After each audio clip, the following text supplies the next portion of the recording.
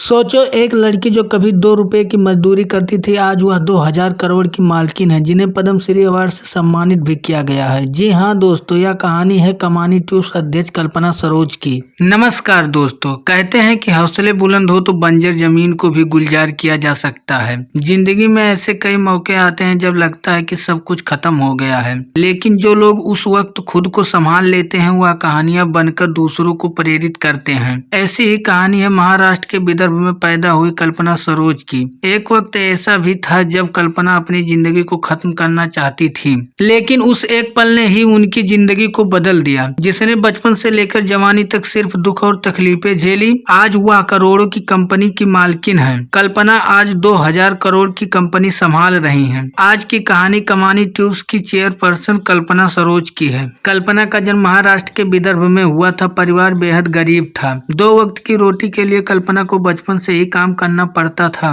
कल्पना गोबर के उबले बनाकर बेचा करती थी। उससे जो थोड़े बहुत पैसे मिल जाते थे, उसकी मदद से किसी तरह से घर चल पाता था। केवल 10 साल की थी उनकी शादी, उम्र में उनसे 10 साल बड़े आदमी से कर दी गई। शादी के बाद कल्पना विदर्भ से मुंबई की झोपड़पट्टी में आ पहुंची। मुंबई आते ही उनकी पढ़ाई भी छूट गई। ससुराल उनके लिए नर्क से कम नहीं था। उन्हें ससुराल में घरेलू हिंसा का शिकार होना पड़ा। ससुराल वालों और पति की मार खाते खाते उनके शरीर पर जख्म पड़ चुके थे। एक दिन किसी तरह से वो ससुराल से भागकर वापस अपने घर लौट आए, लेकिन वहाँ मुसीबतें पहले से ही उनका इंतजार कर रही थी। ससुराल छोड़ने की सजा कल्पना और उनके परिवार को दे दी गई। पंचायत ने कल्पना के परिवार का हुक्का पानी बंद कर दिया। तमाम मुश्किलें झेल रही कल्पना जीने की हिम्मत खो चुकी थी। उन्होंने खुदकुशी करने की कोशिश की, लेकिन किसी ने उन्हें बचा लिया। वह एक पल था जिसने कल्पना की जिंदगी को बदल दिया। उसी पल से उन्होंने सिर्फ अपने लिए जीने का फैसला किया। 16 साल की उम्र में कल्पना फिर से मुंबई लौटी। किसी जान पहचान वाले ने उनकी नौकरी एक गारमेंट कंपनी में लगवा दी। वहां उन्हें रोज 2 रुपए की मजदूरी मिलती थी। वहां काम करते हुए उन्होंने काम को समझने की कोशिश की। वो समझ गई कि गारमेंट सेक्टर में बहुत काम है। उन्होंने अपना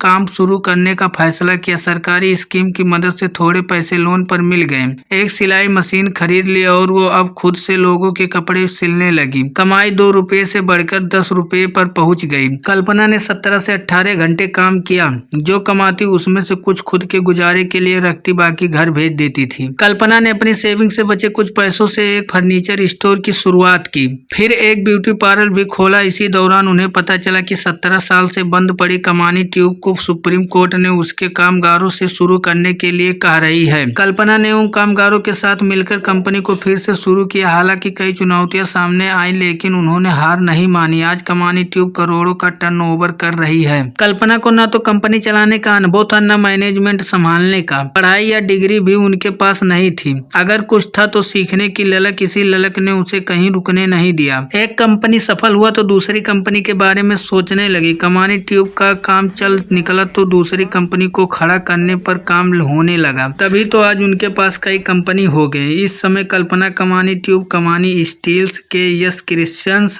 कल्पना builder and developers, Kalpana associates जैसी दर्जनों कंपनियां की कमान संभाल रही है। अगर वीडियो अच्छी लगी तो लाइक, शेयर, कमेंट, सब्सक्राइब करना मत भूले। जय हिंद दोस्तों, फिर मिलते हैं अगले वीडियो में।